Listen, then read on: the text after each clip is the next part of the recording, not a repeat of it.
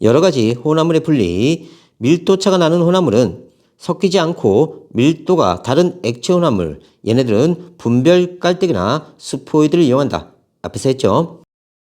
용해도차가 나는 혼합물은요, 혼합물을 용매에 넣고 녹인 다음 냉각하거나 용매를 증발시켜 분리하고요. 끓는 점이나 녹는 점 차가 나는 혼합물은요, 혼합물 가열해서 분리합니다. 여러가지 혼합물 분리의 예, 카놀라유, 녹말, 소금, 물이 섞인 혼합물의 분리.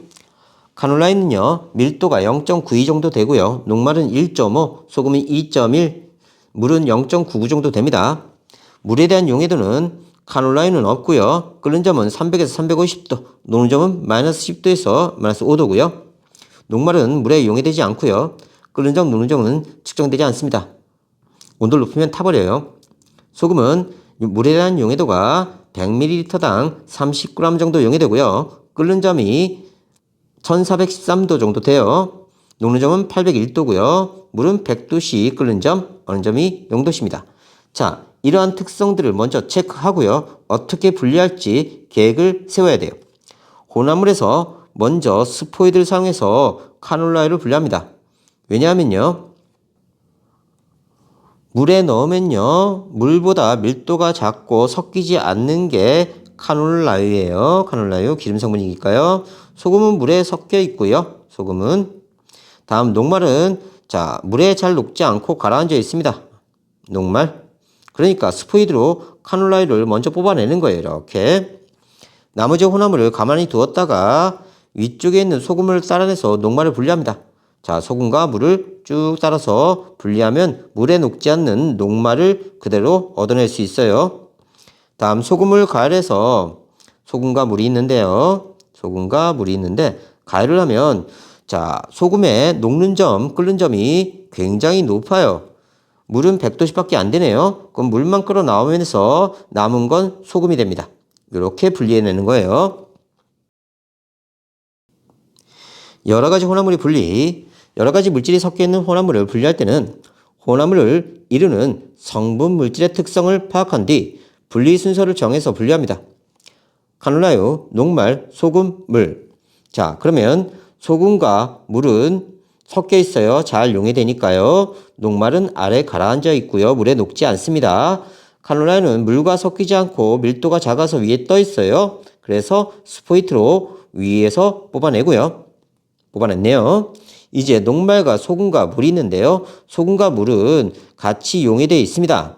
그러면 위쪽 용액을 덜어내면 녹말만 남는 거예요. 그래서 가라앉은 거 녹말 뽑아내고요. 위쪽에 뽑아낸 걸 증발 접시에 놓고요. 소금물을요.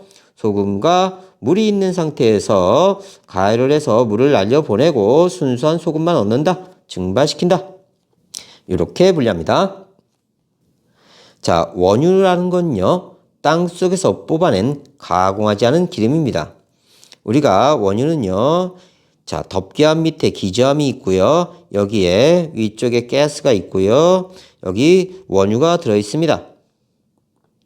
이 가스는요, 메테인이 주성분이에요. 그래서 LNG 운반선에 실어서 LNG 내추럴 가스예요. 리커파이드 내추럴 가스 액체로 만들어서 이 기체가 부피가 너무 크니까 액체로 만들어서 이송한 다음에 자, 도시가스로 쓰고요. 원유는 shipping에 와서요. shipping에 와가지고 다시 중류탑을 걸쳐서 각 성분 물질로 분리합니다. 위에서 가스가 나오죠? 이 나오는 가스, 중류탑에서 나오는 가스, 이걸 리커파이드 포트레니움 가스라고 해서 LPG, 업소용 가스로 쓰입니다. 업소용 가스. 다음 가등경중화, 등유, 경유, 가솔린, 등유, 경유, 아스팔트 이런 순서대로 뽑아내서 우리가 필요할 때 사용하게 됩니다. 이때 땅속에서 자, 천연 상태로 뽑아낸 걸 원유라고 합니다. 원유는 중류탑에서 분리해서 우리에게 필요한 상태로 사용하게 됩니다. 다음 복잡한 혼합물의 분리, 소금, 철가루, 톱밥, 모래 혼합물입니다. 자석을 통해서 철가루를 분리해내요. 그러면 누가 남죠? 그렇죠. 소금, 톱밥, 모래가 남습니다. 물에 녹이면요. 소금은 물에 잘 녹아요. 그러면 소금은 물에 녹아서 소금물을 증발시키면 소금을 얻고요. 이제 톱밥과 모래가 남았네요. 물에서 저으면요. 톱밥이 밀도가 작으니까 물 위에 뜹니다. 톱밥이. 그리고 모래는 가라앉아요. 이렇게 해서 분리해내면 됩니다. 다시 정리합시다. 철가루, 톱밥, 모래, 소금이 섞여 있는데요. 철가루는 자석으로 분리해내고요. 자, 톱밥, 모래, 소금이 있는데 톱밥은 물 위에 뜨니까요. 건져내면 되고요. 모래는 가라앉습니다. 걸러버리면요. 자, 거름 정리를 통과하는 건 소금물 뿐입니다. 그래서 이 소금물을 증발시켜서 순수한 소금만 얻습니다. 이번에는 톱밥, 나프탈렌, 식초, 모래 혼합물을 분리하기 위해서 실험을 합니다. 식초에서는 아세트산만 분리할 거예요. 톱밥, 나프탈렌, 식초, 모래가 있는데요. 자, 무엇을 하면 아세트산을 뽑아낼까요? 앞에서 배웠죠? 에테르. 에테르라는 용매를 쓰면요. 에테르가 요 혼합물 중에 아세트산 성분만 분리해냅니다. 자, 식초 속에 아세트산이 분리됐으니까 나머지가 이쪽으로 왔네요.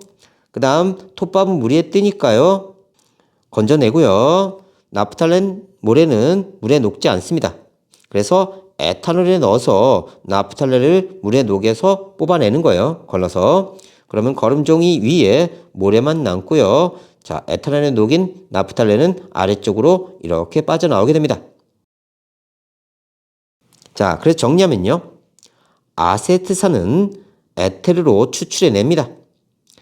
딱 하나만 뽑아낸 거예요. 다음 물을 넣어서 물 위에 뜬 톱밥 제거하고요. 가라앉는 건 나프탈렌, 물에 녹지 않습니다. 모래도 가라앉아요. 이때 용매로 에탄올 사용하면 이번에는 나프탈렌이 이용이 됩니다. 그리고 모래는 이용이 되지 않아요. 그러면 걸러서 나프탈렌은 이용이 되니까 에탄올과 나프탈렌 뽑아내고요. 그 다음에 모래는 위에 남습니다. 에탄올과 나프탈렌을 가열하게 되면요. 에탄올이 날아가면서 나프탈렌만 남게 돼요. 그래서 증발시키면 된다.